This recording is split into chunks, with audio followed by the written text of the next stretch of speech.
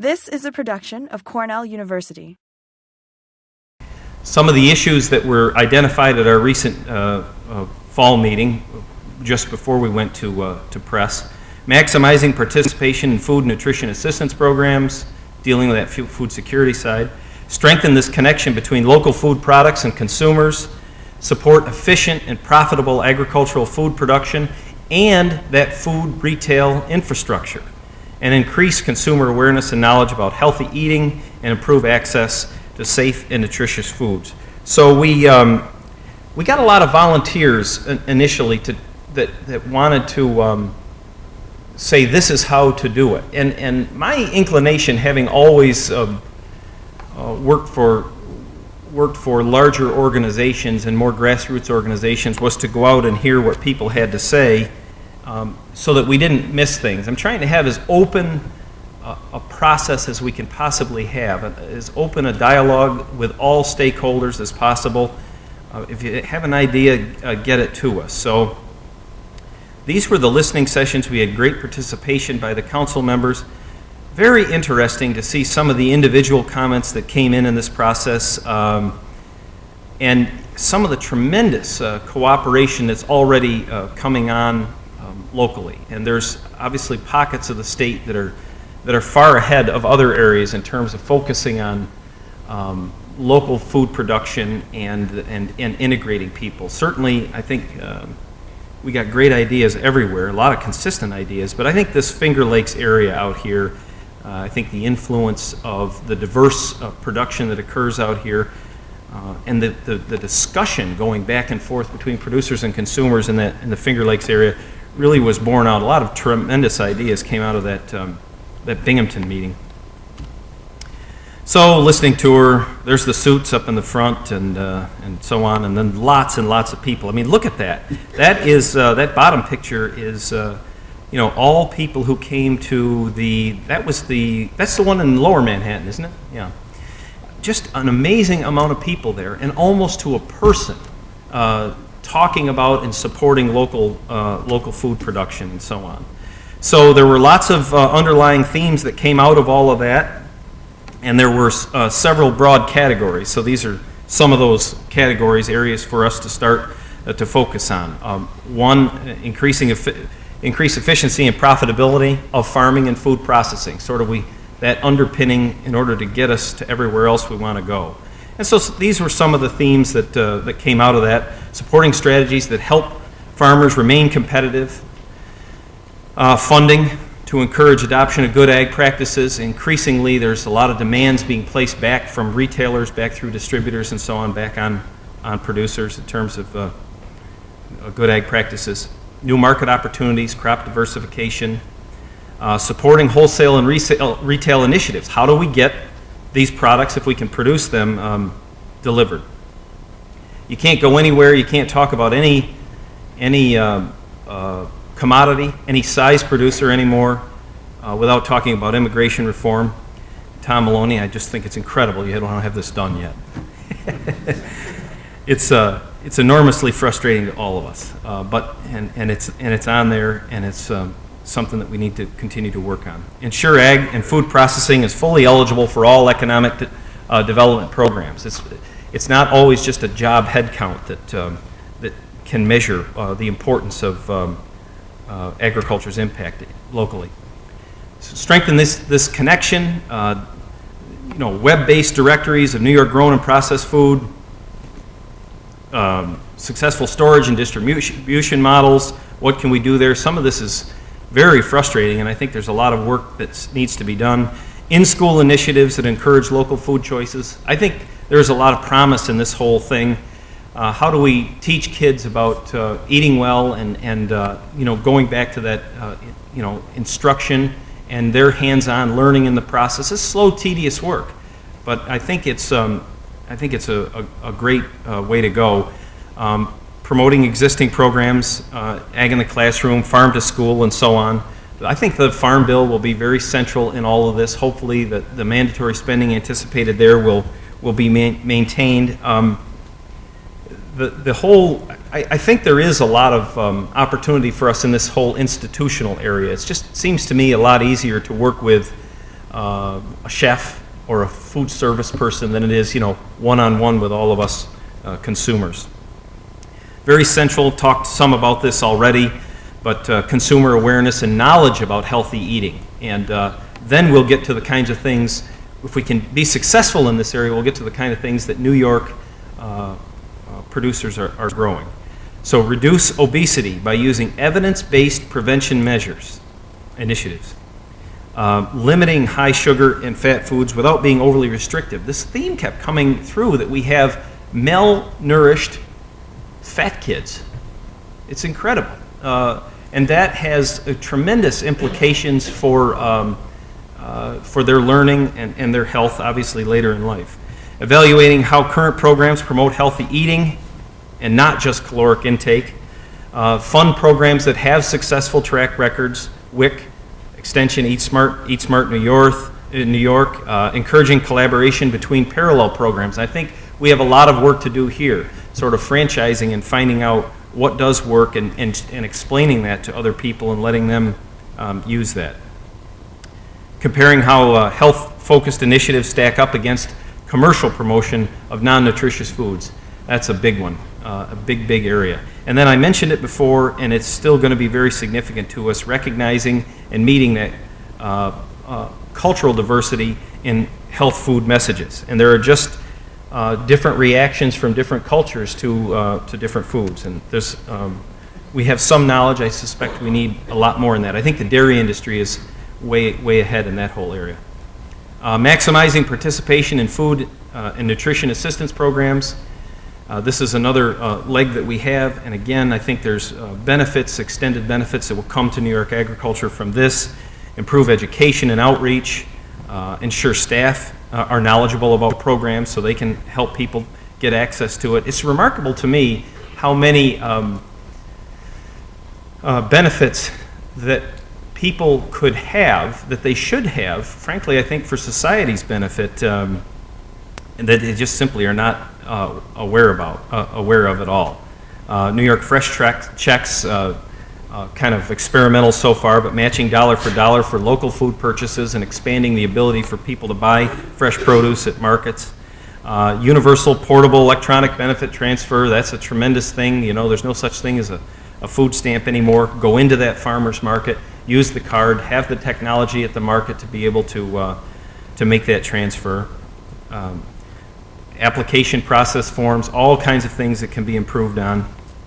And then uniformity between intergovernmental areas. So we are your 15 minutes from the best part of the day, but Mr. Chairman, back to you.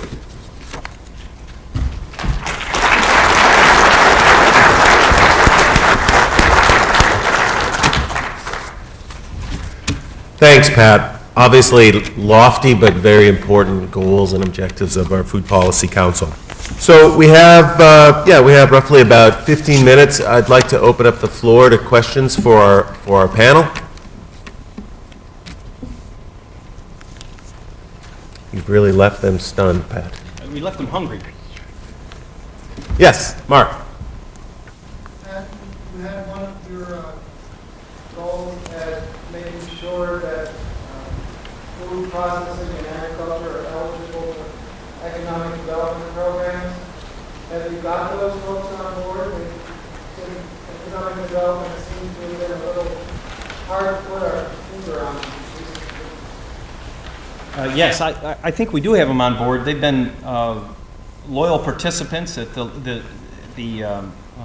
Empire State Development Corporation is a member of the Council on Food Policy, and they have been to many of the listening sessions.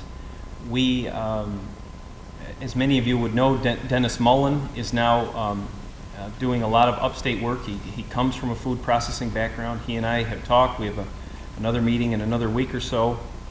There is I think, a clear partnership between that agency and our agency as it relates to food and agricultural projects. He gets that.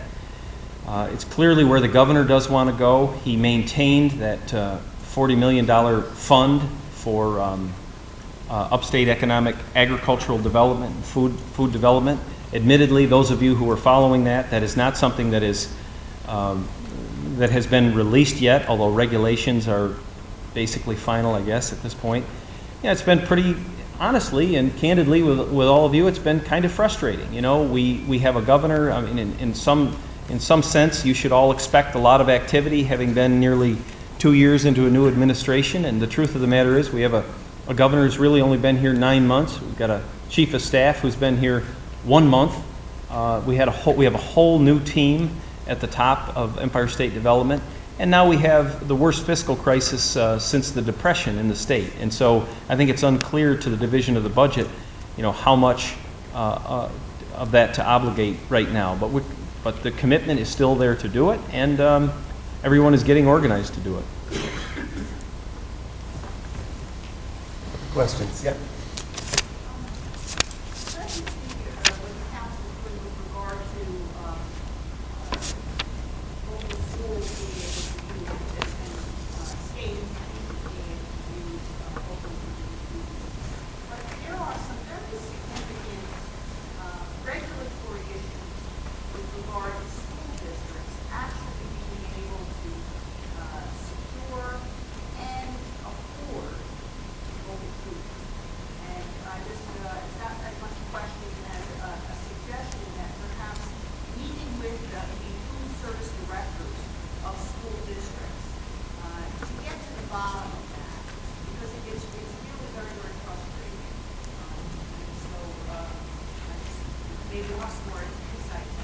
Well, only to agree with you. Ann heads up our effort on farm to school, and Ray Deniston, who is from just south of here in the Binghamton area, is the school food service director at Johnson City Schools, I think. And Ray is on this, invaluable advice to us in this whole area. There is a strong desire to change the rules of the road in terms of what we're serving students in the Healthy Schools Act.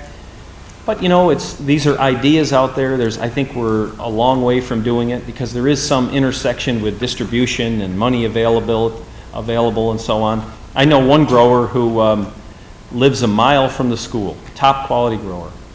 And the school is buying his products, and you know, they'll call for, you know, a couple of bushels of something, and he takes it, and he knows he's losing money. Even though he's that close, it's just not efficient.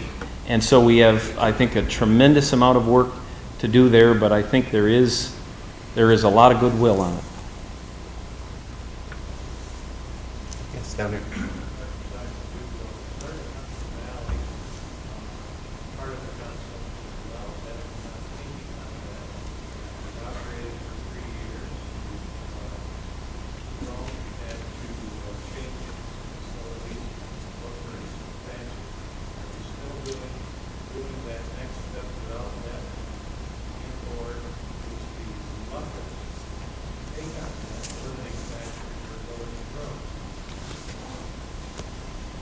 No.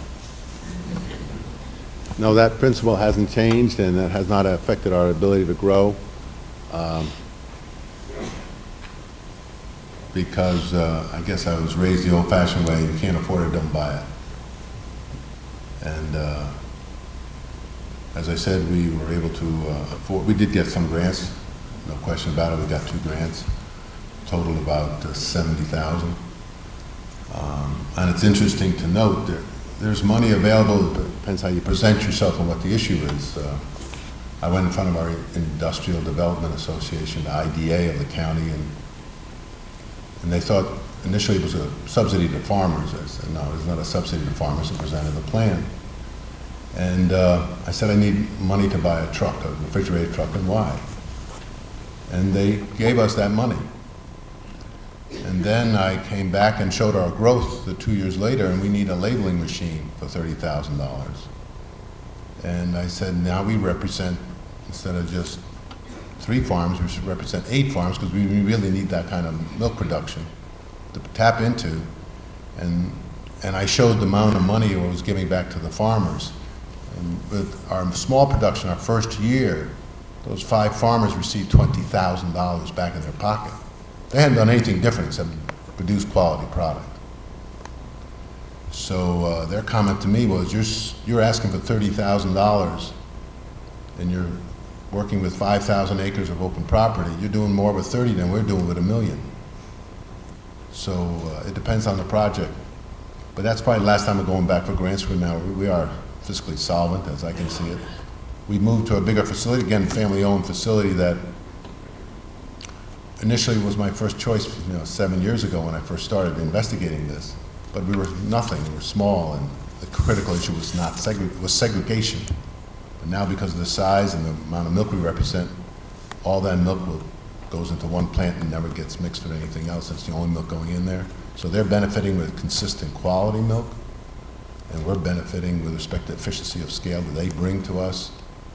And so it's a mutual beneficial society, and perhaps in the future, not too distant, there'll be a merger. And we showed them that we can sell value-added product. Milk can be a value-added product versus being cheese or butter and other things, which we probably will get into, ice cream and stuff. But no, it's still debt-free. Yeah, and for the first time today, I finally seen some ag bankers nervous out there. Well, I did, Brian. Todd, maybe you should highlight the local distribution opportunities from Railways, in that they have a distribution center in Rotterdam. All those unit trains are offloaded, put in stores, and then trucked to customers on the East Coast or in New York. So there could be an opportunity for producers to pitch into that distribution system. And we can talk about that. Secondly, question for Dr. Hyman. At what point would you see the sales revenues covering all of the costs for payments to producers, processing, distribution, sales? The way the business plan I had set up is we cover all our costs. What we do with the producer is, for example, if the blend price, like the next month, is going to be around $16, all the producers belong to Agrimark, the co-op. So they receive from the co-op $16 for their 100-pound of milk. We give them the $4 between 16 and 20 for all the milk that we sell under the Hudson Valley Fresh label. So if we sell 200,000 pounds of milk, 4 times, that $4 is really $8,000 for that month. And then we divide it among the farmers, equally among the 8. But yet, we subcontract everything, and we pay all our bills, and we have a net. Because the way I price the product, if you see it on the shelf in the store, it's about 70 cents to $1 more than generic, and $1 or more or less than organic. And in my mind, I'm pricing the milk in the bottle at about $27. Does that answer your question? But as we grow, our net revenues are larger, but we won't build a plant, because we realize what that costs, and you can't cash flow that. Yeah, let me just follow up on Brian's information. I'm not here to be a spokesman for Railix, but there are other opportunities that they're working for on local agglomeration opportunities. It's on a pallet-driven basis that there are opportunities of trucking to agglomerate at the Rotterdam facility to go into large New York City markets and things like that. And in case I wasn't clear, I wasn't trying to just,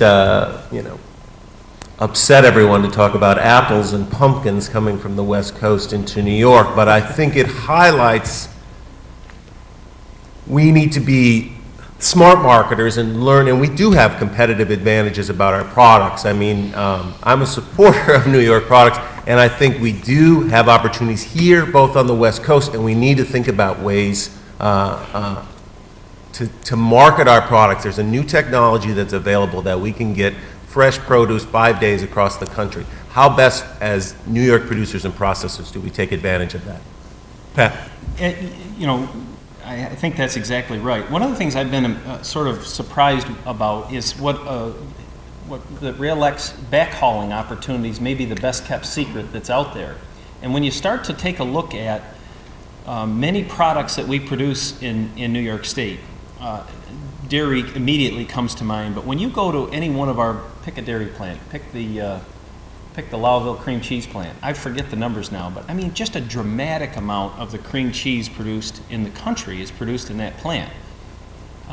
They had not heard of RailX. I don't know if it'll ever work out for them, but we've done that introduction many times over because the specialty markets that we have here on the East Coast, it turns out they're also on the West Coast.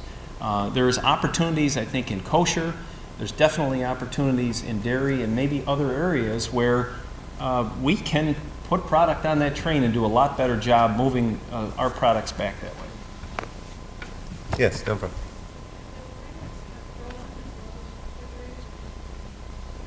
They don't have frozen.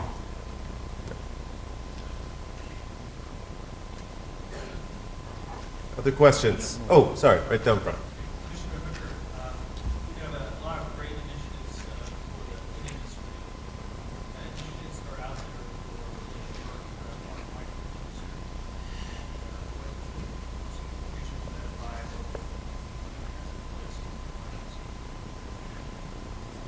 I'm going to send you the task force report that we had a very committed group. One of the things I wanted to do when I came in as commissioner was to analyze each commodity that we produce. And one of the things that we got off the ground right away was a wine grape task force, and they really worked very hard at this. It wasn't one of those let's meet every 4 months. I mean, they wanted to meet all the time, but we really viewed it and structured it as a task force. Come up with all of the ideas, you know, there ought to be a law type of thing. And they have a very comprehensive report to me that involves everything from relationships and regulations on the environmental front to new marketing ideas to, frankly, just the whole regulatory structure that once we've made a product, I mean, and I think we can appreciate, or maybe we can't appreciate how frustrating it is if you're not a wine producer that you've done all this work, produced this product, and then the government severely limits how you can market the product, where you can market the product, when you can market the product, and takes its sweet time in making all those decisions. It's maddening. I know you must know that. And so, going out on a limb here, but I'll just say this would be foreshadowing. Our eighth grade English class would call it that. So stay tuned for next year. But I'd be happy to get you the report too, so you can see the areas that we're focusing on. Great. Well, with that, let's thank our panel again for a great session.